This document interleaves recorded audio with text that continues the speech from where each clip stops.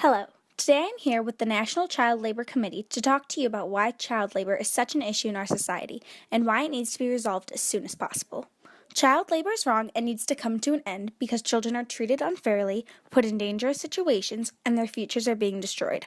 Children as young as 3 years old are being put into factories to work an 8-hour day for less than minimum wage. According to the West's Encyclopedia of American Law, many companies employ young people at low wages, often exposing them to overwork as well as hazardous and unsanitary conditions. These kids are working full workdays of 8 hours or more and being paid very little.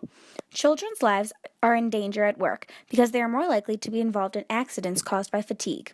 As stated by the St. James Encyclopedia of Labor History Worldwide, snapping up boys in glass factories suffered eye damage from bright glaring light as they handled molten glass, and lung damage from inhaling glass dust. Unsafe tasks are being forced upon children that they are unable to refuse in order to provide for their families.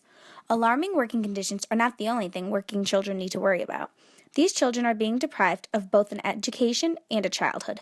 Families are allowing their children to work because they need the money, but it is not acceptable and needs to be stopped.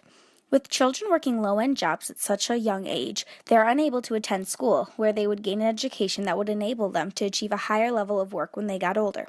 Children in the workforce are stuck in that line of work for the rest of their lives.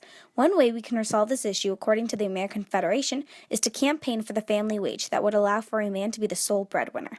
If this were to work, then there would be no need for families to put their children in the workforce. Child labor should be made illegal. These children should not be forced to work long days, earn very little money, be exposed to hazardous conditions, and jeopardize their future. Thank you very much for listening, and I hope you help to stop child labor.